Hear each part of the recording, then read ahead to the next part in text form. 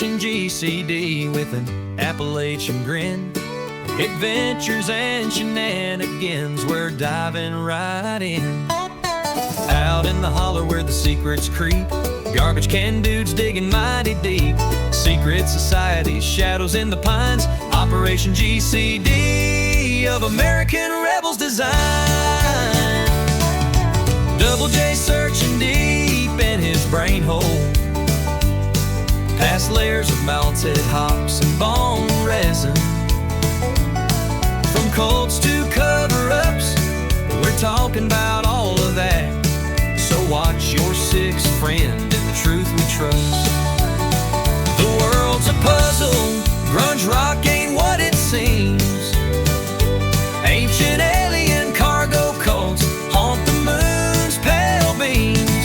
Cincinnati schemers, history's a haze. Double J's on the mic, lighting things ablaze.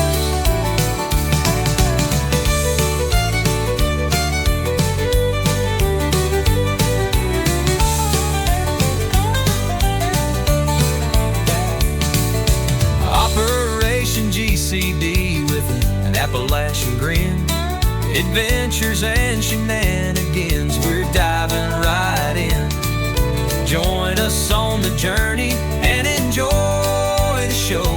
Thanks for joining us to get a little GCD. Yeah, the world's a puzzle, brunch rock ain't what it seems. Ancient alien cargo cults haunt the moon's pale beam. Cincinnati schemers, history's a haze. Double J's on the mic, lighting things ablaze.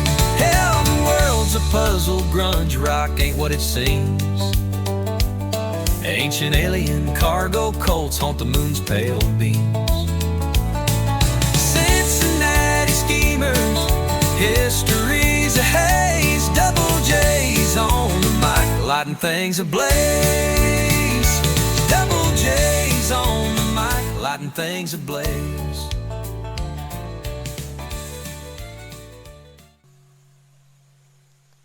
Boom!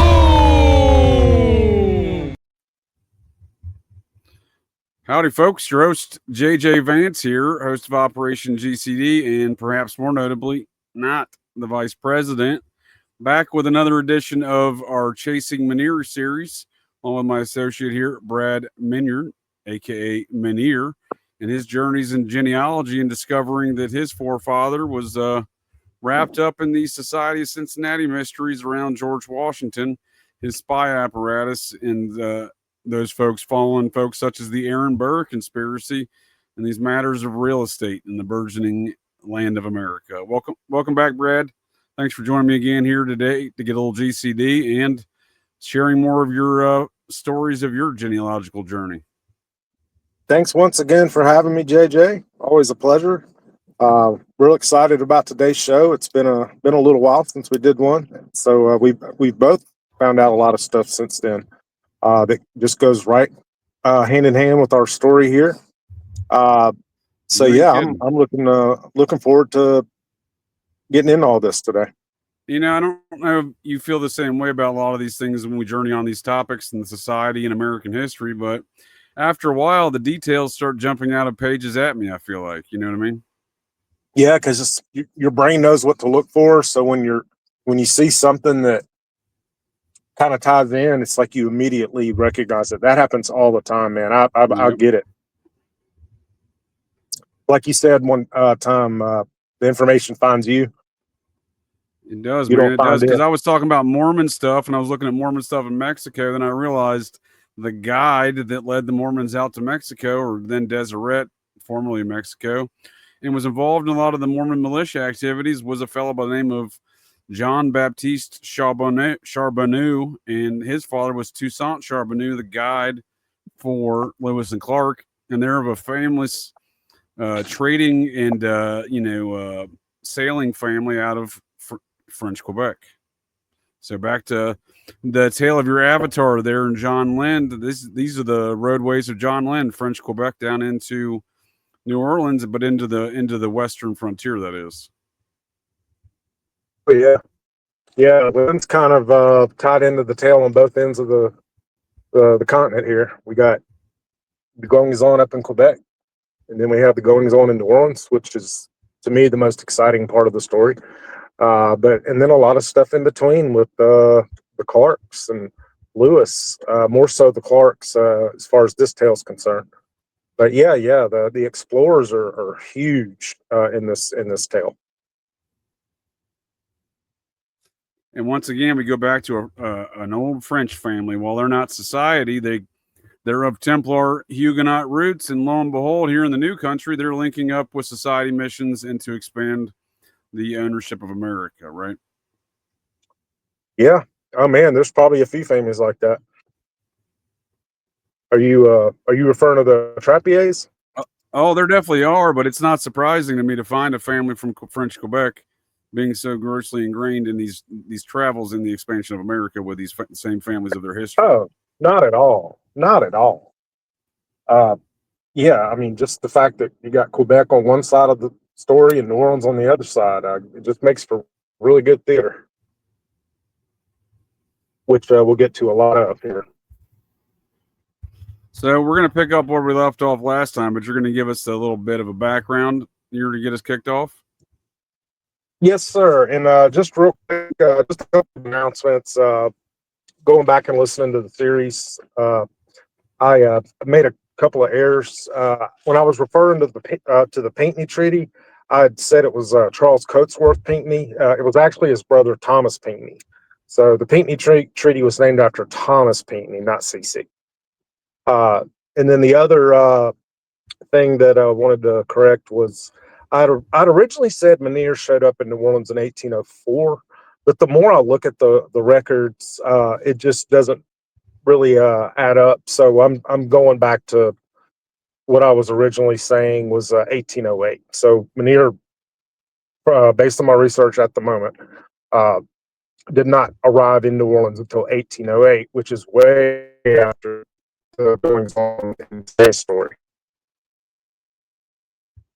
That's actually the time when America first got New Orleans. There in the secret land treaties with the Spanish, the French, and America being the Louisiana Purchase. This being a Society of the Cincinnati thing, and back to the maps in which Lewis and Clark and the Charbonneau fellow would use.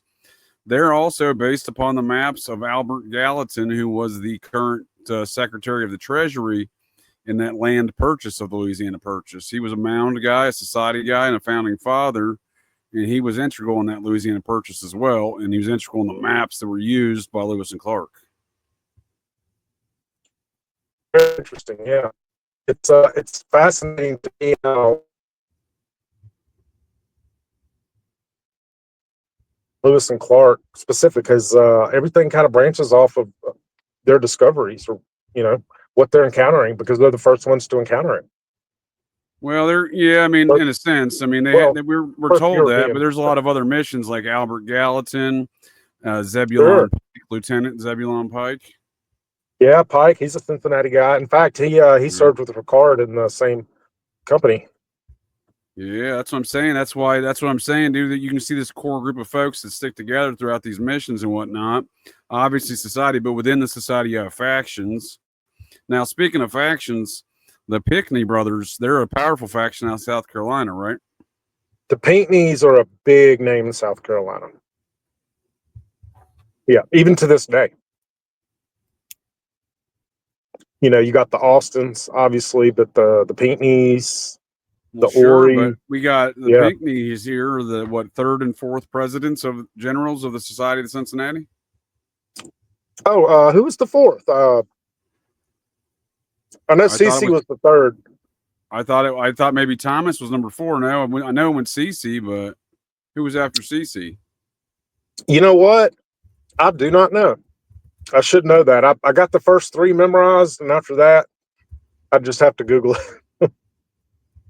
Well, I mean, on that note, we'll look it up. But on that note, CC Pinckney is the one who replaces Alexander Hamilton after he's murdered, right? Yes, sir. He did. So that's interesting. Yeah, it is. It definitely is. Oh, and hey, speaking of interesting, this real quick. Mr. Thomas Minyard, North Carolina, from Scotland, Thomas Minyard, uh, first appears in Pennsylvania in 1767. So, of course, I Google, well, what's going on in North Carolina in 1767? Wouldn't you know it, the regulator movement was going on between 1766 to 1771 before William Tryon kind of squashed it. But it was just interesting to me that Thomas Minyard leaves North Carolina and moves to Pennsylvania a year after this regulator movement started, because he's kind of going like a salmon. Most of the drift is going south, and we got my ancestor going north. I just thought that was strange. Of course, he obviously returned to North What is Carolina it? after the war, but yeah, I thought it was. Well, there's a lot of that. I've noticed that in tracking a lot of these movements of the units and whatnot. They definitely, a lot of folks from the South went north to fight battles. Yes, they did.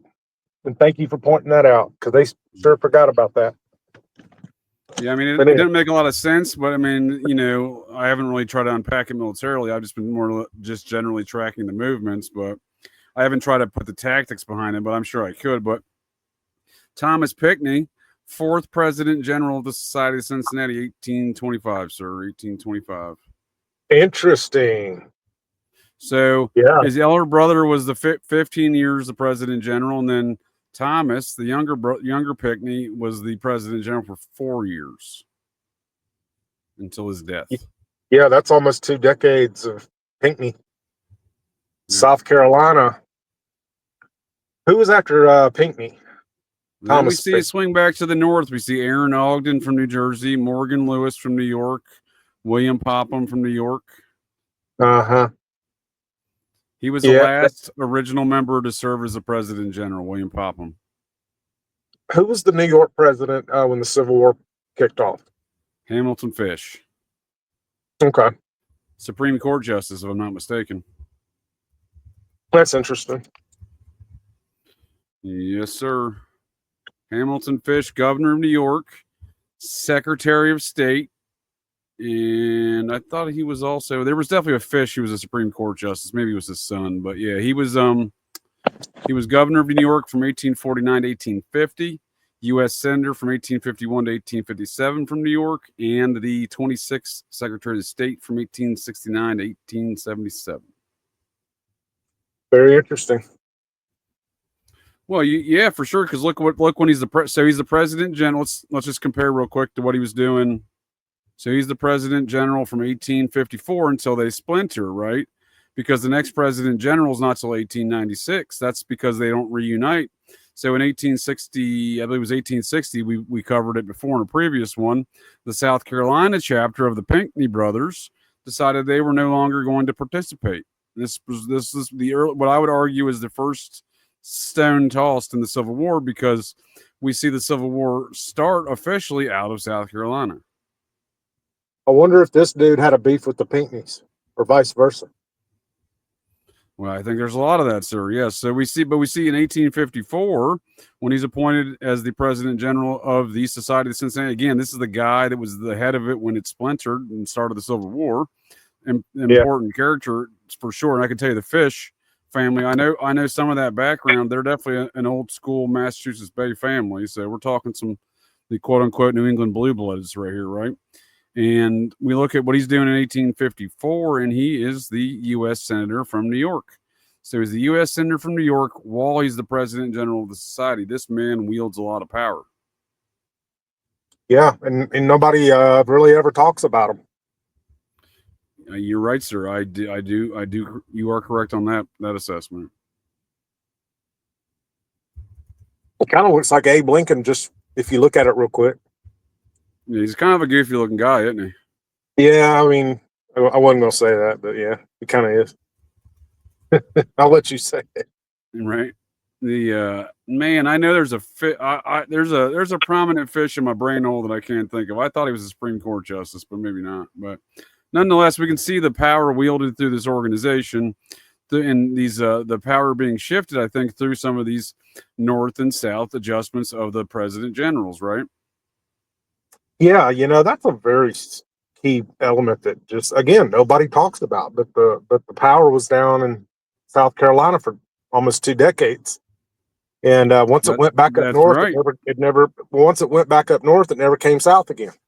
That's right. Yes, sir. And we have to focus on the fact that all of these things coincide with the matters we're talking today because it's the same folks of the Burr conspiracy in Tammany Hall that would bring us the Great Compromise of 1877 here, which would end this man's administration where Fish was the Secretary of State. That's when Samuel Tilden, the carpetbagger and Tammany Hall politician whose father funded the Confederacy, would win the presidency but concede it to William McKinley in order to get the federal troops out of the South and end Reconstruction.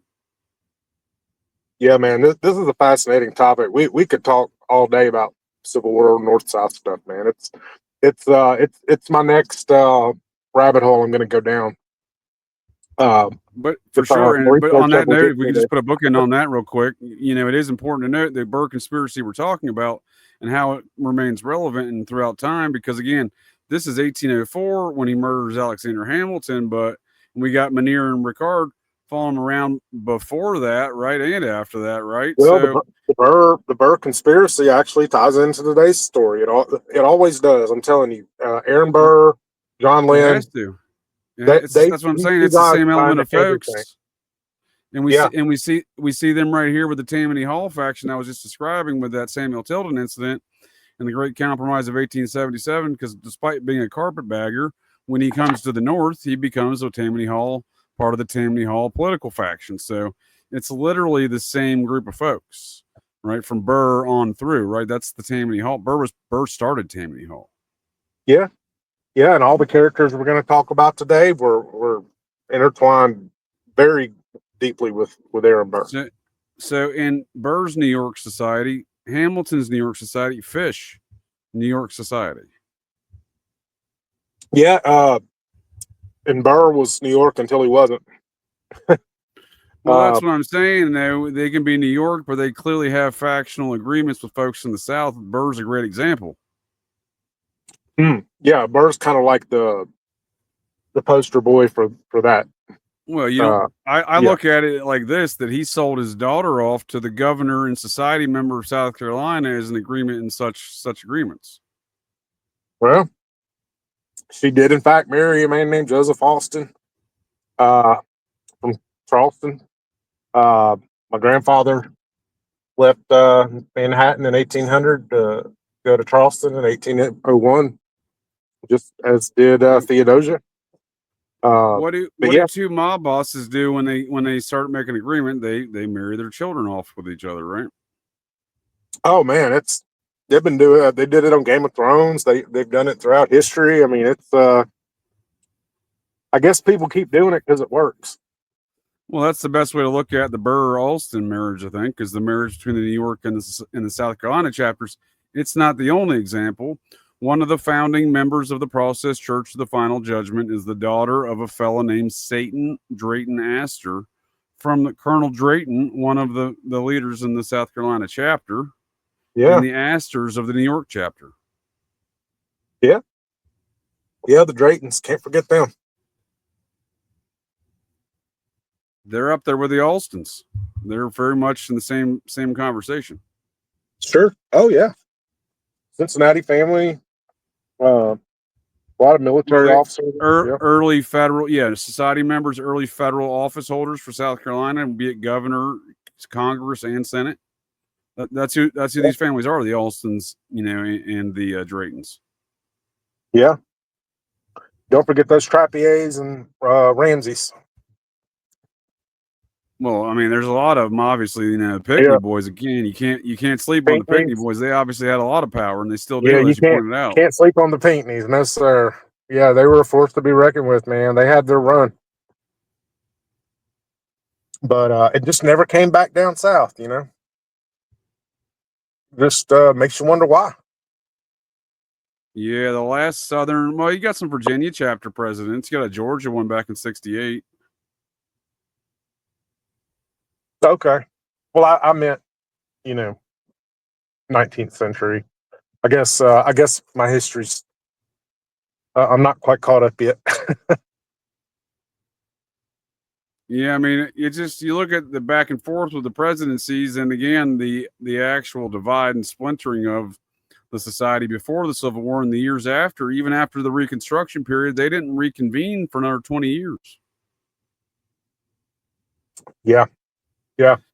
And some chapters opened up their books to other officers who weren't original members, and some chapters opened up their books allegedly to enlisted, right? The original enlisted and their descendants, in order to regain the whole society back. Now, I've been told, again, this is accounts of some chapters versus others. So, and that's indicative of these ongoing disputes amongst these chapters, that they can't even agree on the actual fucking rules and how they reconvened.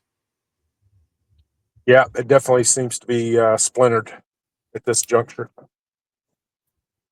And I don't think it ever. I mean, they may have officially done it, as we see here in 1896, right? So 1896. But here's the deal, we still have that same anti-liberty factions out of that same group, and it's exhibited by things like the Pilgrim Society, which was created by Chauncey Depew, right? Society member out of New York, senator, and that was the 19-teens, right? So we see that after they reconvene, we see this British Anglo invasion of America through this anti-liberty faction started by a member of the Society of Cincinnati.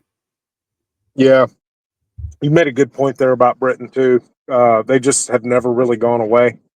But we'll kind of get into that today when we're going over this part of the tale. But on that note, we've established the power and stronghold of this era down in South Carolina, the Burr conspiracy related to it, and you want to start it off with some land disputes, if I'm not mistaken. Yeah, hey, what else, right? What better topic? Because like I say, it's all about land. So Bourbon County, and we spoke a little bit about it earlier, but Bourbon County was a county in Mississippi between 1785 and 1788. What happened was you had two guys that were down there, both Cincinnati guys, Cato West and Thomas Marston Green.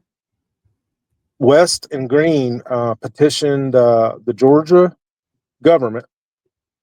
Now remember what's kicking off here in Georgia. The Yazoo land fraud was just starting up at this same time. Well, these two guys petitioned Georgia government to form a county running from Natchez, Mississippi to present-day Georgia, and all the lands in between that still were occupied by natives. You had the British. And we're talking 1785, right?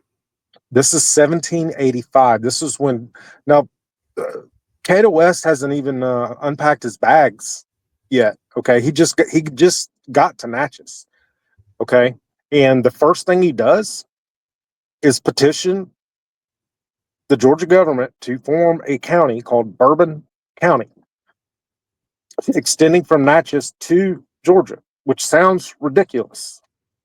But this coincided with when the Yazoo land fraud was picking up major steam with all the investors. Yeah, these are all society-related land grabs. And look here, the governor of Georgia at the time was a major general of the society out of the Georgia chapter, a Samuel Elbert. Yeah. And then on the other side, you have Gayoso and Natchez. Because like I've said many times, Spain is a pain in the ass right now.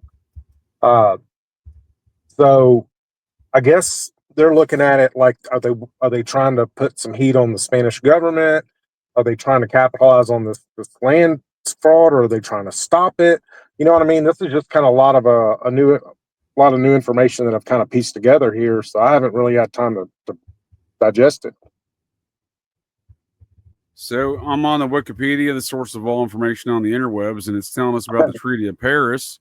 says Great Britain ceded territory to the United States under the terms of the Treaty of Paris in 1783. Spain was not a party to the treaty, and it was their forces who had taken Natchez from British troops. So that sounds like some bullshit. It sounds like British gave it to Spain. It's like, hey, we can't do nothing about it. You know, they're the Spanish. Yeah. Because Natchez and New Orleans didn't change hands simultaneously at the same, in the same years by the same. It was staggered because you can't have one without the other, because without the other, it's worthless. Because if you block Natchez, nothing's leaving or coming into New Orleans, or vice versa.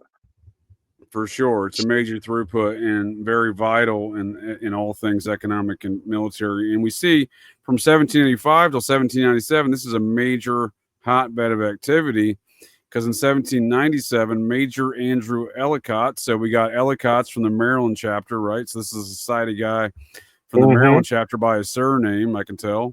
And he marched to the highest ridge in the young town of Natchez, set up camp, and raised the first American flag, claiming Natchez and all former Spanish lands east of the Mississippi above the 31st parallel for America. So this is all society real estate stuff, and we can see it's very long term. This is not resolved overnight. No, because in 1785 you had Spain basically blocking this, because look, the Yazoo land fraud was designed to go west, just like everything else. And if you got Spain blocking your path, that could pose problems. So Cato West and Thomas Green started them a new county, and Georgia signed off on it. And needless to say, Spain didn't like it. Let's be fair. The society signed off on it, right? Yeah, but of course. But who did this benefit the scammers, or did this hurt the scammers? That's the part I can't figure out. Well, I think I think we're starting to see is that early factional divide that's already kind of rippled through some of the early onset of the formation of the society, but we're starting to see it, kind of ripple down to the south, if you will, and we're seeing it matriculate down to the south. We're seeing it kind of metastasizing these land frauds that are happening in this town, and we keep seeing George Washington send more trusted agents down there. On top of Cato West and gang, he sends one of his other fellow trusted agents of the Telfair family there of Virginia, is the next governor after that governor there of Elbert. So we see these ongoing affairs, right? And again, we keep seeing more trusted agents being sent down there, much like Meriwether Lewis. So Meriwether Lewis was Thomas Jefferson's guy. The Clark boys were more closely associated with George, but Meriwether Lewis becomes the overall governor of this region. So we see again more back and forth with different kind of factions, but overall you have your sub factions and then you have your overall factions. But we see this early onset of all this South Carolina power struggles with the rest of the society, I think, starting off around these land dealings. Yeah. So we just have good theater here right now. This little theater down here in South United States is just a lot going on. A lot of different types of people, and everybody wants the same thing. But we see this over time in different spots, geographically, spatially, temporally speaking, geographically speaking. For example, my forefather, Major Elias Buell of the Connecticut chapter, the colonel from the New York chapter, Ira Allen, younger brother to General Ethan Allen of, they're the Green Mountain Boys of Vermont, but they fought underneath either the New York or the men were either underneath the New York or the Connecticut chapters. The New York chapter decided Ethan Allen was a crazy bastard and kicked his old ass back to Vermont. But nonetheless, they're all uppity in New York. They don't like us mountain folk. But nonetheless, Ira Allen would sell Major Elias Buell a bunk land deal after the war. So that's two society men happy to, one society man happy to defraud another. That's what I'm saying. There are these factional, some of them are personal disputes, but we obviously, if it replicates as many patterns as we've seen, it's obviously not personal. This is business throughout the society. Seems that way. because there's a lot of business going on. The Forbes Company down in British controlled Florida is a big part of today's tale. You had them basically running a mercantile operation over there, dealing with a lot of people here, in Spain and France and America. So I mean, this is basically Walmart, super Walmart that you got down there in Florida that the United States does not occupy. Can't tax it. Can't no tariffs, nothing. This is Well, at all. the time, it was less about tax. There wasn't many taxes imposed. I don't know if any really at the time. But the deal is, land is the deal, right? So it remains the most valuable resource today, as it did then, is getting your hand on all this land. Yeah.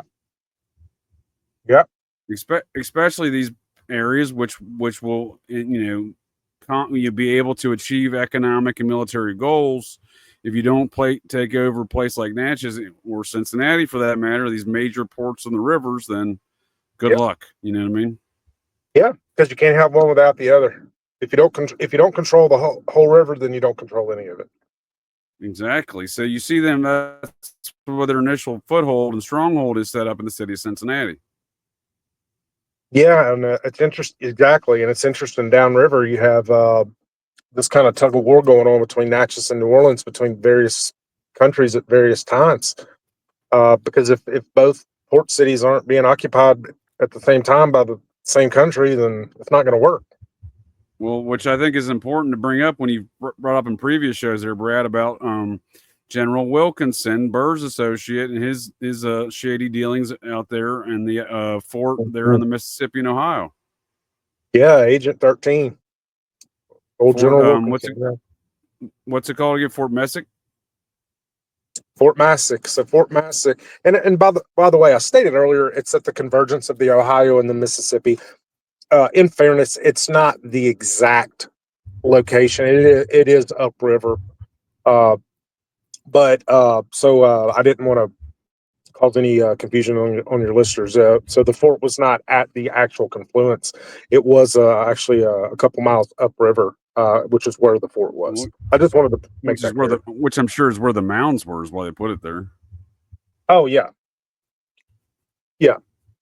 There's a lot of mounds around there. A lot of mounds. In fact, I think there's a town called Mound City.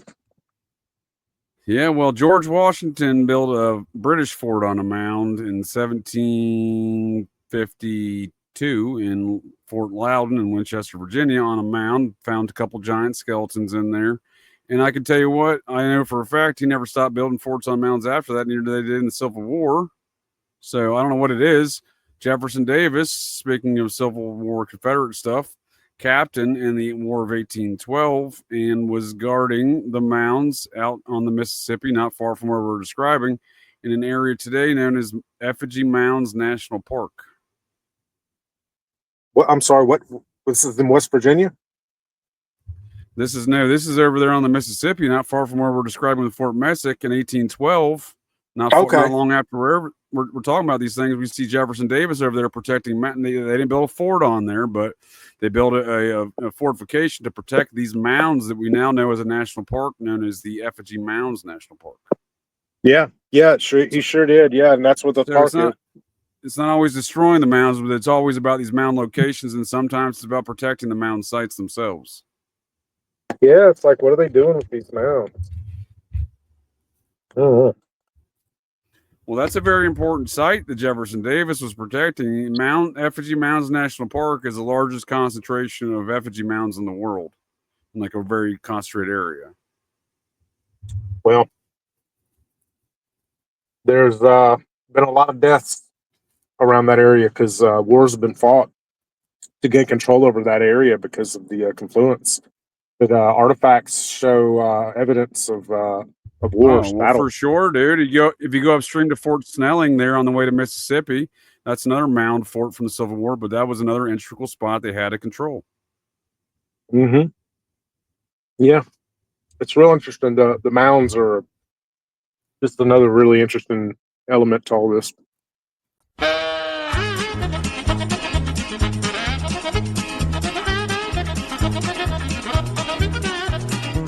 We were in the middle of our tournament where my friend John said he found a body in the bushes over there. I ran over there because I'm a healing monk to try and help, but obviously my magic wasn't strong enough because the dude's body was missing a head.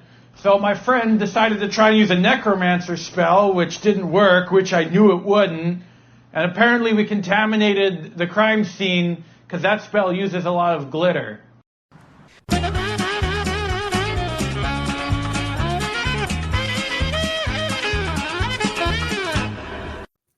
But yeah, you actually got me interested in mounds because I'd never really heard much about them until you started until I heard you talk about them.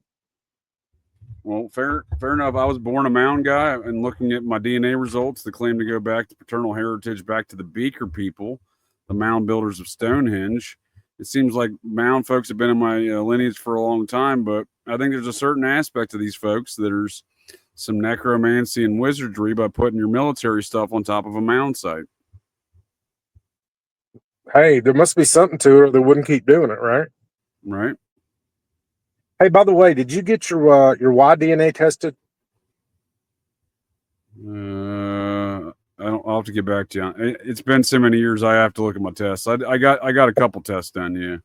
Okay. Well, I was just I didn't mean to. I just thought about that because I know the Y DNA is only males, and it can tell you what haplogroup you're from. Just when you had mentioned that about the mound builders, it just made me think of that. And now I got that. I think I got my big Y test done too. They have a different one called the big Y, but it's IY4751 is my DNA haplogroup for my Y. Damn. Yeah, I need to get mine done. I haven't. Maybe that'll kind of give me some clarification on this Miniere business. Oh, I mean, I wasn't too surprised. It goes right back to Scotland.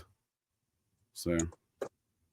You know, I would be very interested to know if my haplogroup is Scotland or France. I would be very curious. Yeah, mine's exactly as expected. You know, Clan Vance's migration from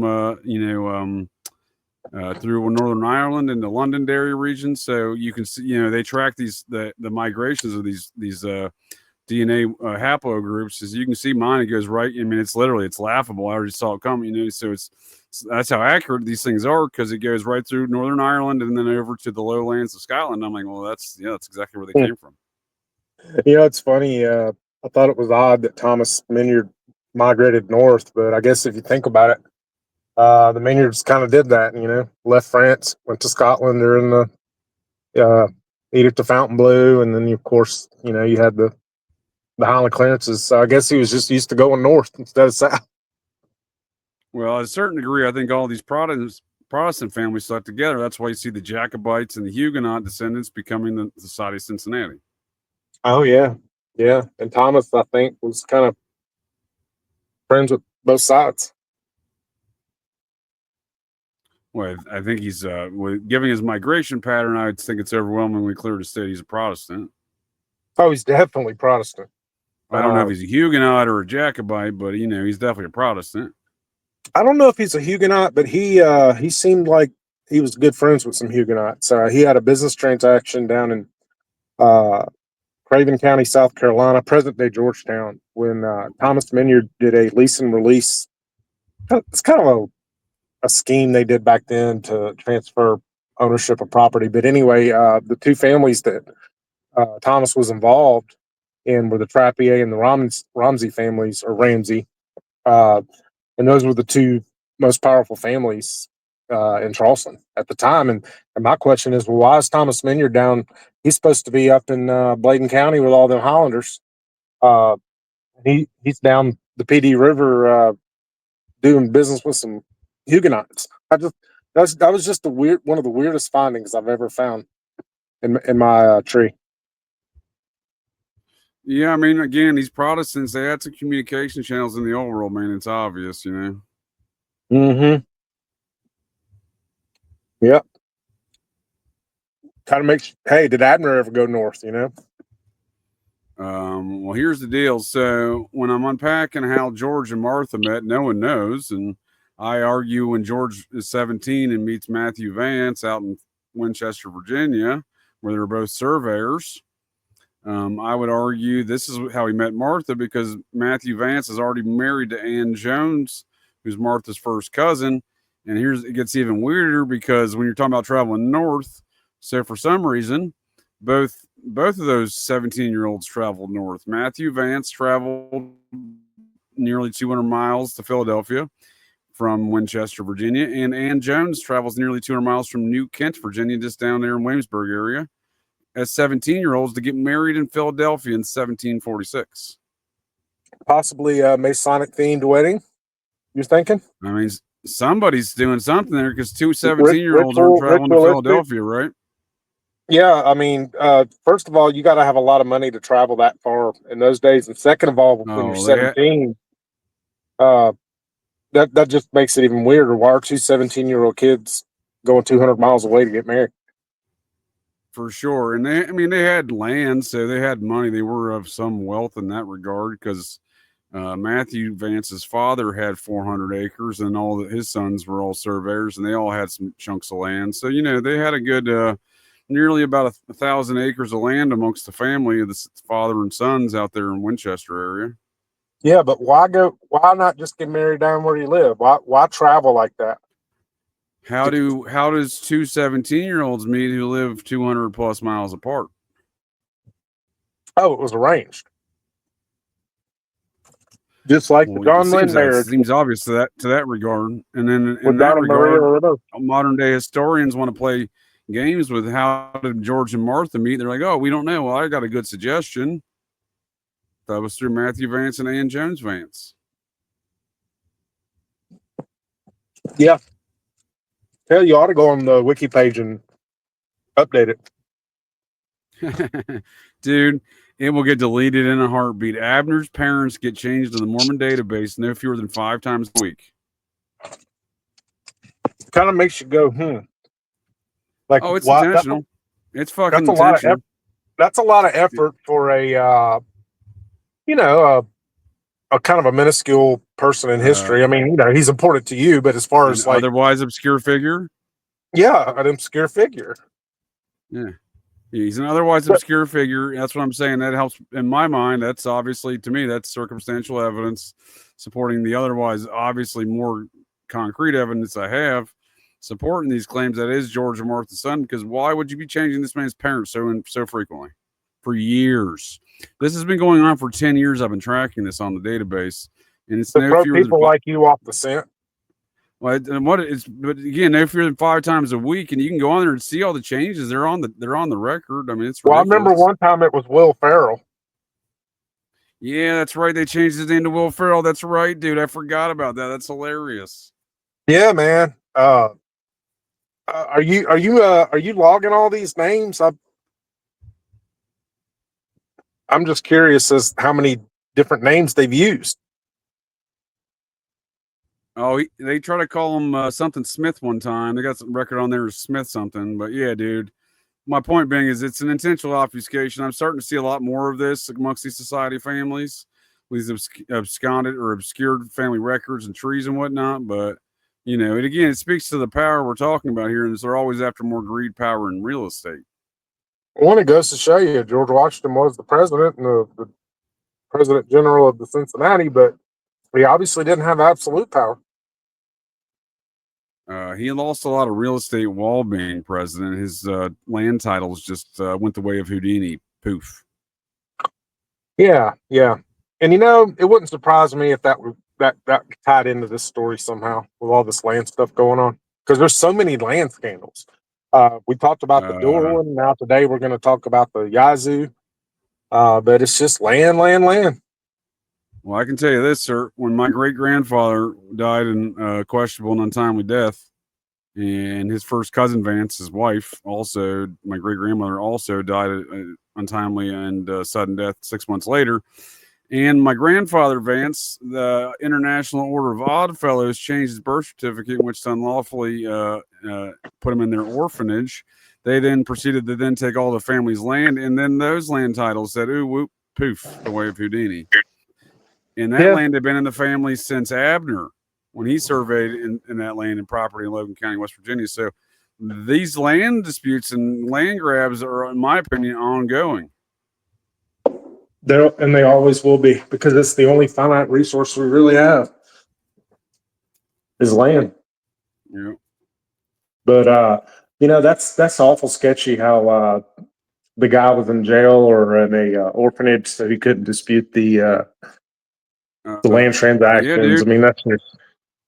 He had to represent himself. He was 16. They changed him to be 14 so they could institutionalize him in the orphanage with his younger sisters. And then he had to fight his way out by representing himself in court. I got the court record. Wow. And see, that's just another story that just goes untold, which shouldn't be good. I mean, that story deserves to be told, you know? Well, I think it's the same story we're telling right now. Again, that land was bestowed upon my great-grandfather, from his great-grandfather, Abner Vance. Yeah. Hey, he may have been his great-grandfather in two directions. That's how James Minyard was. Well, I got a lot of that, but we're let's get back to this timeline we got here. So we're talking all these land dealings and land grabs. That's all we're dealing with here, with these guys going down there and fighting over this land all this time and all these different real estate ventures, right? Yeah, and you'd mentioned Burr earlier. So remember, the guy that was tracking Aaron Burr was John Alexander Davidson, who was William Ricard's aide de camp. Which, by the way, I think after Ricard retired, I would like to think, or I'd like to assume, that Miniere was under Davidson after Ricard retired. I think that was kind of his new point of contact, because to me it just makes perfect sense, because John Alexander Davidson was Ricard's second in command. So it just makes sense to me that he would be the new point of contact for Miniere after Ricard retired. But anyway, Davidson married into the West families and the Green families that I mentioned earlier, that started the Bourbon County. John Alexander Davidson, the guy that tracked Burr, married into both families of the two guys that started that. Yeah, I mean, we're drawing some smaller circles with these folks for sure when we see how they marry off into these families as well. Yeah, they really do. They really do. So New Orleans. So when you look at the and I'm going by just notarized documents, because that's really all I have. But if you go by the notary archives in New Orleans, all the main players got there around the same time. Beverly Chew, Edward Livingston, William Simpson, George Pollock. They all got there in 1802, which is interesting now, knowing that, because remember, John Lynn first appeared on paper anyway in 1801 when he married on paper Ramos. Donna Maria Ramos. Yeah, Joseph Ramos's daughter, who was one of... They were a prominent family there amongst the Spanish, right? Yeah, I think he wasn't Gauss's secretary, but he was in his ranks. This man's daughter that he married, but John Lynn is on paper a year before everybody else shows up, except for Richard Relf. Richard Relf actually got there in 1799, and he actually ended up being the vice consul for the Dutch, which is interesting because they had the islands down there in the Caribbean, and then the Dutch Trading Company, and you have Richard Relf, Beverly Chew's partner. He's the vice consul to the Dutch king. But this happened a little later. But yeah, Richard Relf was the first one that got there. John Lynn got there a couple of years later, and then everybody else got there in 1802. So the whole gang's there, man. All the people with power and that will have power for over a decade all get to New Orleans about 1802. And it looks like William Ricard got a memo early in 1783 before these actions to even open up that port down there. I missed that before. How did he get the note 2 years before the port opened? Oh, when he intercepted that note? Yeah. Well, okay, so the guy writing the letter accused Ricard of intercepting the note. But come on, we know Ricard's a crafty son of a bitch. We know he did it. We know he did it. So that was basically in reference to the Forbes Company that I'd mentioned earlier. It was run by John Forbes from Scotland, I believe, and his mother was a Panton because it was originally called Panton and Forbes, but I think Panton died, and then there was another guy named Leslie, but Forbes was the main one. But this was in regards I don't know this to Forbes. This is a different Forbes than the Massachusetts Forbes. yeah, these guys are from Scotland, and you've heard of the Forbes Company down there in British occupied Florida. So like I said, man, that was super Walmart back in the day. They were trading with everybody. They were trading with the Americans, the Indians, and this is a business based out of London. Okay, the business headquarters is in London, and they're down there being super Walmart, in our backyard.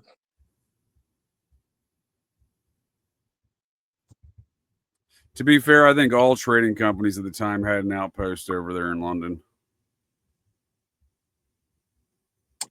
Yeah, you know what, and that's fair because the family was actually from Scotland, but I guess Aberdeen. but their business license was in London. Okay, I should have made that clear. But Yeah, and that's why we see Ben Franklin and John Adams with their business interests also being involved and connecting over to London, just because that was the center of banking and trade. Still is, my friend. Yep, that's true. Civil War, man. That's the bank that not bailed out, but we came running to for money. Both sides after the Civil War was the Bank of London because we were broke. Well, that's the Rothschilds for sure. I don't know these Earls of Echt, huh? Earls of Echt. That's the Forbes family of the John Forbes and Company, or the Lairds of Echt. Yeah, there's some interesting stuff with the Forbes Company and John Lind. Yeah. So John Lind got a huge, basically Spain gifted John Lind just thousands and thousands of acres. John Lind I think we're talking about the same thing we were before when you start marrying these families together, because he marries into that Ramos family, right? And John Lind turns around and the money that he was gifted by the Spanish government, he turns around and sells it to Forbes. Yeah. You can't make this shit up. Okay, yeah. Now this is a Templar family. They're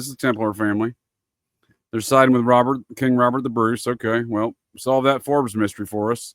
They're the same history. They're the same heritage. They might not be society people, but they're kinfolk of the society people. Well, yeah, they predate the society. To me, they have more street cred. Well, the society is a modern incarnation of a lot of these Templar families, but not all the Templar families qualify to be part of the society, like the Charbonneaus, like the Forbes. True, but if I'm them, and again, I don't care either way, but if I'm the older party, I'm not asking to join the younger one. They should be asking. I don't know if it's about joining anything, but we can see them working together, though, right? Oh, they're definitely working together.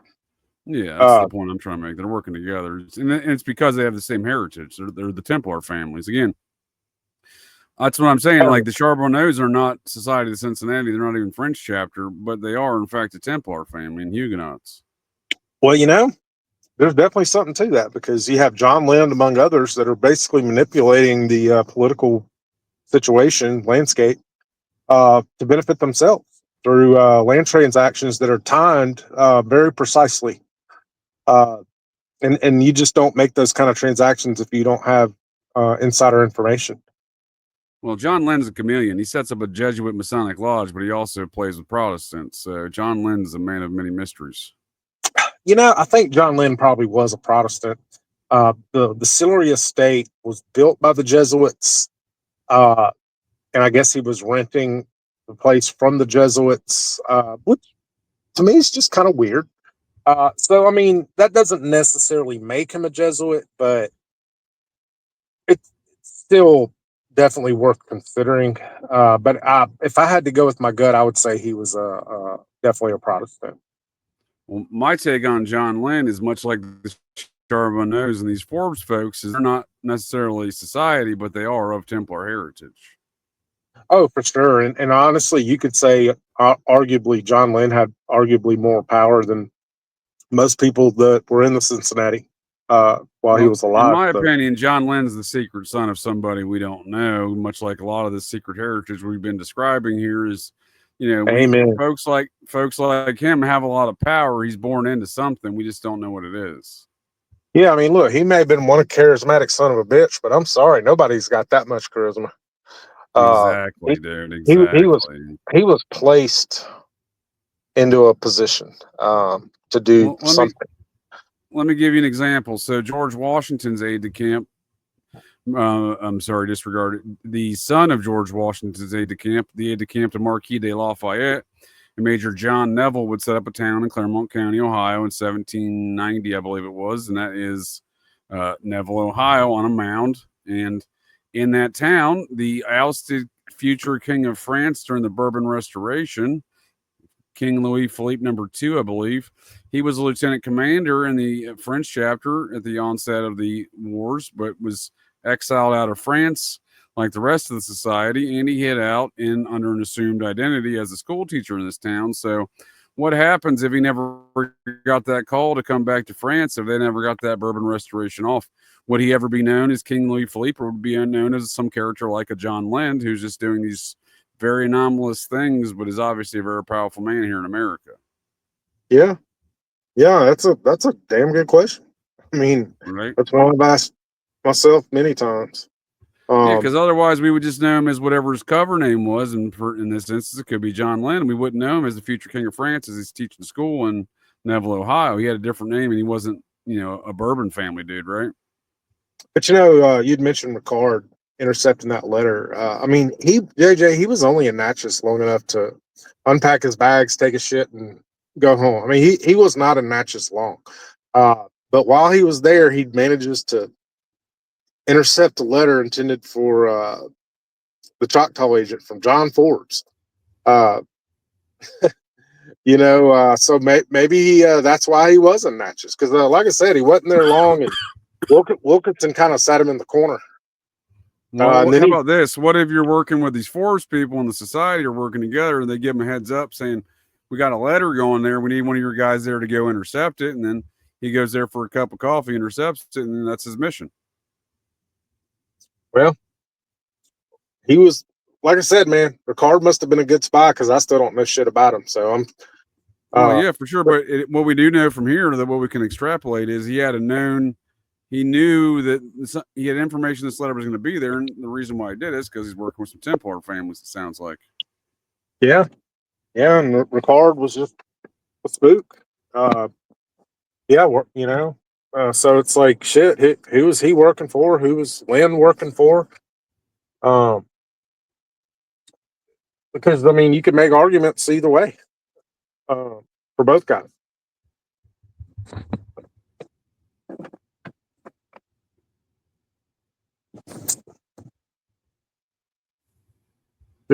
You there?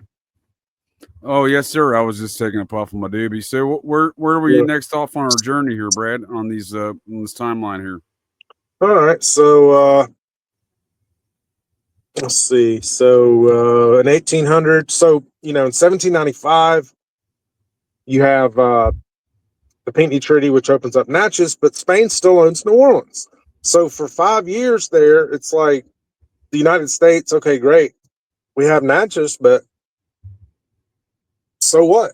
We can't go all the way to the Gulf because Spain still has New Orleans. Well, then Spain sells New Orleans to France, but not West Florida. And wouldn't you know it? Oh, not even a year later is when Mr. John Lynn applies for a marriage application to marry Donna Rosetta Ramos. Yep. A man who just died in formerly French Quebec, now British occupied Quebec, right? Well, see, that's what's funny. He's still alive in Quebec. I know. See, he's planning his out. 2 years away. He is still in Quebec. He doesn't come down to New Orleans until the fall of 1803 with Captain Charles Aubrey, who he didn't pay, by the way, which I thought was kind of rude. But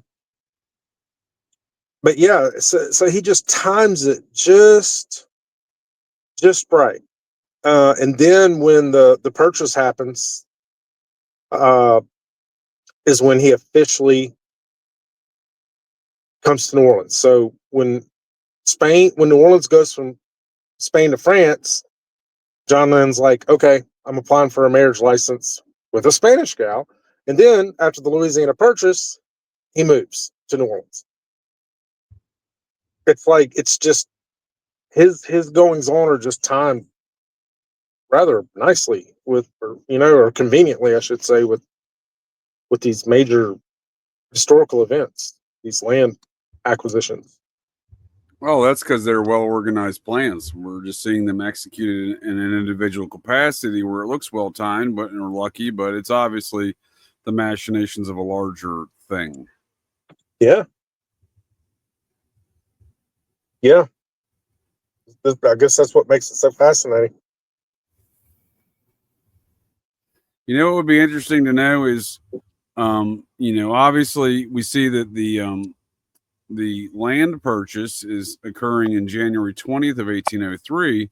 And then we see, I'd like to really, maybe on the next episode here, we should maybe dive a little bit deeper just around that land purchase, because we see that shift of power. So we got the Pinckney Treaty in 1794, but he doesn't become the president general until 1804, but maybe he's plotting that entire time, right? Maybe he's plotting.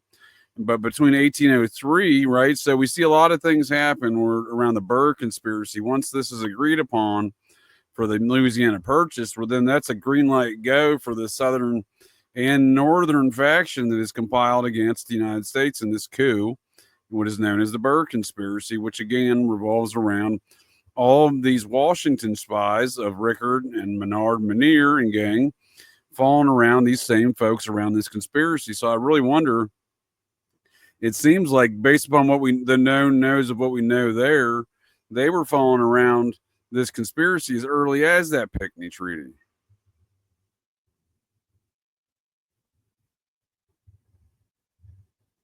What are your thoughts on that?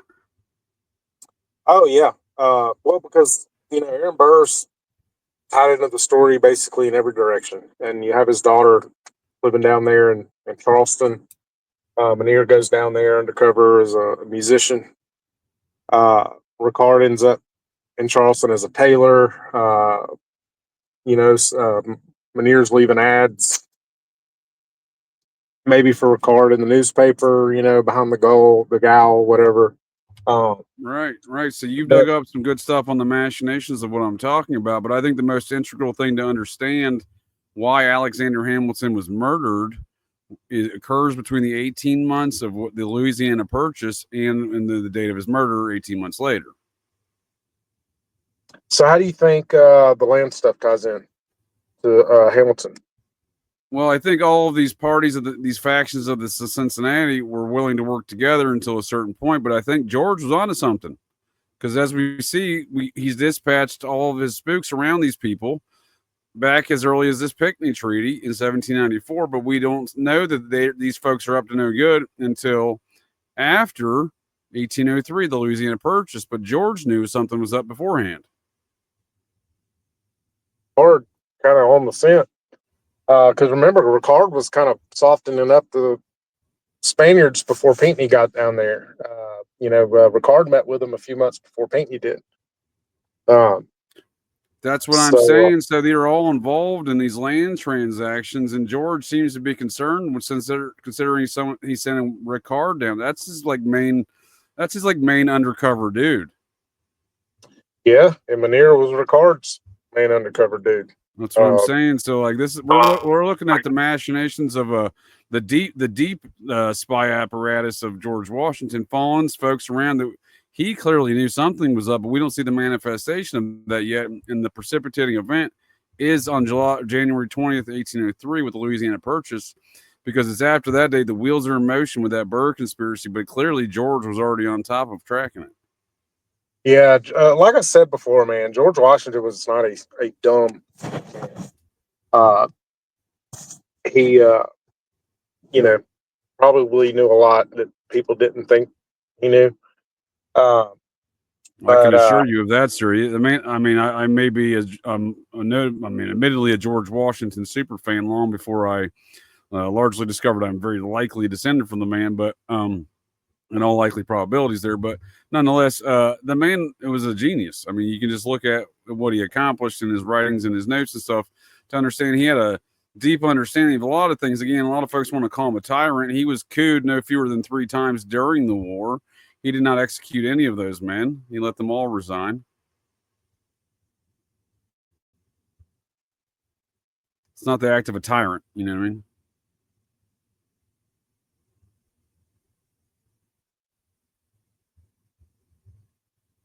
Did I lose you, Brad?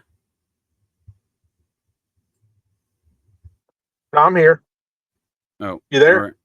Yep. But I think George Right. Washington's genius was just he knew people. He knew how to handle people. Yeah, and if you listen to modern day historians, they're like, "Oh, you never won a battle. Go fuck yourselves." That's not accurate whatsoever.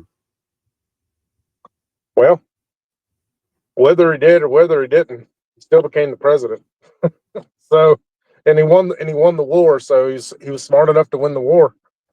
Well, he was smart enough to dispatch a spy apparatus sent around this tomfoolery of all this real estate dealing. So on his political level, he's sending trusted agents like Telfair and gang and whatnot down there. And on top of that, you got the Jefferson component of that with Meriwether Lewis and his faction of, again, they have agreements, but again, Lewis is definitely a Jefferson's guy, not Washington's. Nonetheless, he's a society guy, so he is also Washington. See what I'm saying? So, but we see them getting sent down there over time, over these periods in which to manage these operations. But that's the surface level stuff. The under the surface level stuff is we see the machinations of him sending his spies around these same folks in the years preceding 1794 to 1803, from the Pinckney Treaty on through the Louisiana Purchase and beyond, because they continue to follow Burr and his daughter after the conspiracy. And don't forget Constant Freeman. He's over there in Georgia. Sometimes he's in Natchez. Sometimes, but what do you? And he's another Washington guy. What do you think? Because I still hadn't really wrapped my brain around this. So this whole Bourbon County thing. What do you think? I mean, what's your take on it? Well, it sounds like an opposition from these factions. So the Yazoo land dealings seem more like the southern South Carolina component, right? And we see the more northern component of the society coming down to compete in some sort of factional basis in which these land dealings. I don't really understand necessarily the machinations, but that is what I see from like a strategic level. Now, Cato West was a Southerner. He was from Virginia, so he was over there in Natchez. Constant Freeman was a Northern guy from Massachusetts, like Ricard, and he's kind of over there in Georgia. And so you got them on each side, and then you got Spain over here. You got all the investors with the land fraud, and oh, by the way, these natives that we'll have to take care of at some point, which they did, unfortunately, for the natives. But yeah, so it's like, who does this benefit? So Cato West and Thomas Marston Green want to start their own county and flip their middle finger to the Spanish government and extend Bourbon County all the way over to Georgia, which just so happens to be. So were they trying to stop Yazoo, or were they trying to capitalize on Yazoo? Here's one way to look at it. Sometimes you do things in a military operational perspective that's for effect, right? Mm-hmm. You don't really have your objective is to have no objective. You objectively seek to fail, but do so in a manner which is going to impede the efforts of your opponent. Sure. Yeah. So like Herman Edwards said, play to win the game, right? Well, let's just say that these Yazoo people are doing some weird business, trying to kick off some weird business with the Spanish. So then you're going to dispatch an opposing force to then go try to do your own dealings with the Spanish, but knowing that neither side is going to succeed, but you're just tanking the Yazoo business with the Spanish. Well, what I will say is there was a lot of correspondence on the matter between the Georgia governor and Manuel de Gosa. So I mean, they were That's what I'm well saying. aware. So that's kind of what the Yeah. way I look at your notes and what you put together and what you pointed me at here. That's kind of my take on it. Is that you see these factions, you see one side trying to do some stuff with the Spanish, which we continue to see throughout the terms of, again, the Spanish helped fund the Confederacy. So this is not a new thing. That's what I'm saying. We start seeing the early machinations of things that would continue to boil over throughout the next century of America. Yeah. Spain's just kind of there. They don't really completely go away until 1800, but yeah, they were a thorn in our side. Well, let me throw this equation at you then. So we see what I just described, and so what I'm saying is they don't expect to succeed in their land dealings. They're there to jam up the Yazoo folks and the Spanish. So meanwhile, then you have folks like Alexander Hamilton's brother, who's a member of British Parliament, who's also an original member out of the New York chapter of the Society of Cincinnati. He married a Schuler lady, but he was the head of the commissary for the. Alexander Hamilton's brother was a British politician. He was the head of the commissary for the British, for the American troops. Again, the head of all trade and banking was in London, so he's actually over there making sure everything gets shipped over here properly. They get shipped over here, so we're still getting stuff from over there, right? So that's one of his roles. He married a Schuler, so he's brother-in-law to sister of Alexander Hamilton's wife. He's integral in saving a lot of those French folks that got, getting their heads lopped off and imprisoned, like Lafayette in 1794. So he's getting some of those guys out of prison. He's aiding and abetting these land dealings. At the same time, with Albert Gallatin, the Secretary of the Treasury, founding father, and Secretary of the Treasury for Jefferson, and Napoleon, original member of the French chapter of the society. And again, he's working with the British fellow to make sure some of their other folks don't get murked and get out in prison. So they get Lafayette out of prison. He's over there in prison. So yeah, there's a lot of dynamics that aren't understood about the society. But yeah, one of the major people that's playing in these secret land dealings is a French or a society dude who's British, but he's brother-in-law of Hamilton, again, who's the president general at the time of the society. So these things should be considered, but most notably is the fact that that there's a lot of secret dealings, but they all involve society folks. So you see the jamming up the Yazoo dealings with these folks with the Spanish, and again, these people continue on to be problems with the Spanish, these South Carolina types, and then you see at the same time the society's got machinations otherwise with Napoleon, the British fellow in Parliament, and the Albert Gallatin and Thomas Jefferson. So you see a lot of wheels in motion, but I think step one in that is jamming up whatever the Yazoo and the Spanish were up to.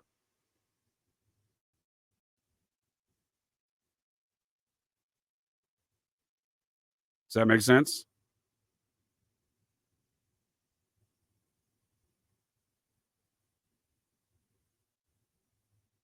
Brad?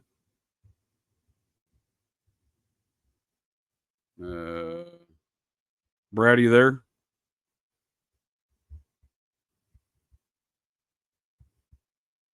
Hello?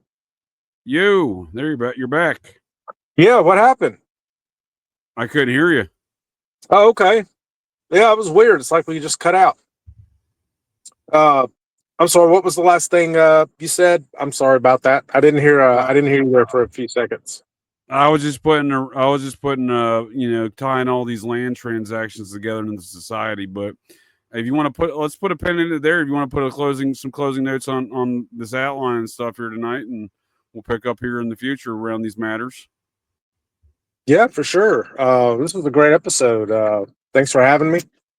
Yes, sir. It's always fun to go over this stuff with you. But yeah, just John Land.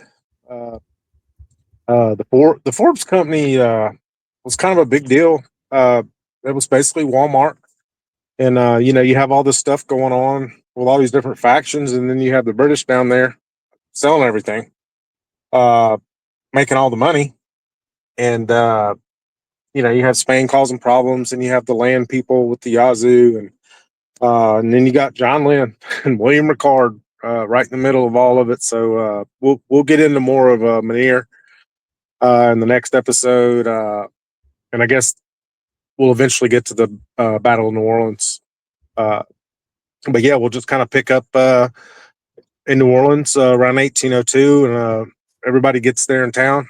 You know, when Ocean's 11 gets in town. A lot of different interesting characters from different backgrounds. But man, they had a good thing going for themselves there for about a decade. Yep. So here we go. He married, like I said, he married General Van Schuler's daughter, Alexander Hamilton's wife's sister, John Barker Church. He ran the commissary again. He made sure they had all their supplies, right? But he was a member of the House of Commons from 1790 until 1796. But he was an original member out of the New York chapter. Alexander Hamilton's brother-in-law. Yes, sir.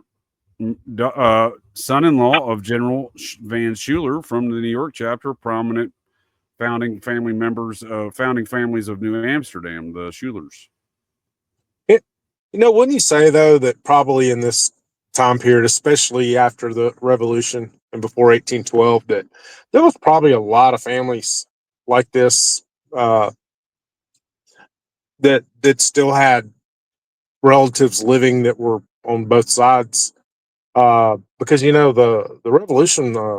Remember, a third of the population didn't care one way or the other, and then 1/3 wanted a third. I was going to say, well, I'm pretty sure 2/3 didn't give a shit, right? Are you saying 1/3 was Tory, 1/3 didn't give a shit, and 1/3 fought? Is that what you're saying? Yeah, exactly. 1/3 Tory, 1/3 didn't give a shit, 1/3 fought. Well, I mean, there again, it's not we look at it too much in a narrow aspect like that. We got Swedish, Czech, Polish, German, Bavarian, Bohemian, royal lines all involved in the Society of Cincinnati, not the least of which French and British fellas, like this fella from the Parliament fella. This fella is a very important fella. This guy's a mover and a shaker again. He was the one that ran the commissary. He made sure all American troops had supplies, right? That's this dude. That's this guy. This guy, you know, folks sleep on logistics. You know, you want to talk about logistics and running that kind of logistics.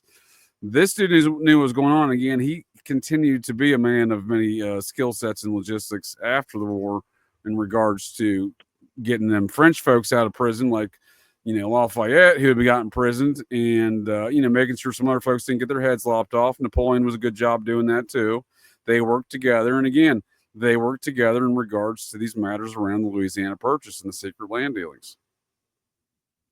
Yeah, it's you know, it's just interesting talking about it because you just read or hear George Washington had a spy network, but when you actually start looking into this stuff, I got a book of it right here. Yeah, I mean, I got a book of it. Well, and that's all well and good, but until you see it for yourself and you're looking at your own family history and you start looking at historical events and then when they're running spook operations out of William Dewar's widow Dewar's boarding house up there in New York City, it seems pretty obvious, right? Yeah, with Grandpa living next door, or maybe even a tenant. Well, you know, and William Dewar, again, this is a man not often described, but he was the head of all of, so William Ricard's like the main dude on the ground operationally. He's the head of the administration portion total, the overall spy apparatus of Washington, and he's a founding father. Yes, he is. Yes, he is. And Miniere got there in Manhattan the year Dewar died in debtor's prison. But you know, when you mentioned about the safe house, because I'm just thinking boarding house, but you're like, no, it's a safe house. I'm like, well, yeah, that makes more sense. No, just knowing who Dewar was. I mean, if he had not been the guy that started the spy, dude. He literally started the spy operation for George Washington. That is literally this guy that just died. If it had been anybody else, I'd be like, no, I don't know, JJ, maybe, but no, it was a safe house. There's no way it wasn't. Well, we should question his debtor's prison stay and his death because, again, he's an important man to murk. If you want to get rid of Washington's spy apparatus, you start from the top, and that's William Dewar. Yeah, you know what? I'm thinking maybe he took one for the team, but that they could have actually let the mob kill him because the mob would have if they released him out there, but they didn't. Oh, I've looked into all of matters, Dewar. There's a lot of things that we should unpack in the future on the topic because, again, this is a man not described founding father, like you said, the administrative head of all of the generals, so to speak, in charge of intelligence for George Washington. And George Washington would also give away Kitty to her, right? In the marriage, right? He would walk her down the aisle, right? Yes, sir. Walked her down the aisle, gave her away. But don't you think it's kind of a juxtaposition that you have the same individual who spearheaded the spy network for George Washington is also the same general that got thrown in debtor's prison for screwing over a bunch of French folks in the land the land scandal before Yazoo? Warfare, dude. This is warfare, dude. Yeah, man. That just does. The optics there just don't add up to me. How can you be basically head of the CIA, okay, and also go to jail for land fraud with the French, of all people? How are you president of the United States and they make your land go poof like the way Houdini? It just doesn't make any damn sense. We've been sold a narrative that it doesn't make any sense with American history. We're unpacking it here tonight, and I do appreciate your time, sir.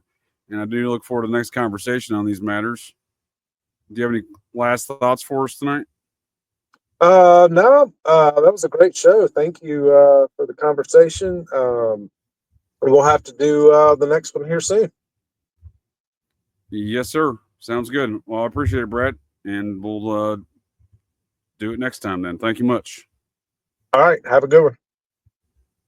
Well, that's it. That's the show here, folks. So the next time you're out on the town, visiting your local watering holes, or perhaps just meandering around, and you hear the unmistakable sounds of metal clanking, and you spot signs of a disturbance, well, check your six. Look in that garbage can, 'cause you never can tell. The GCDs may be loose in your town.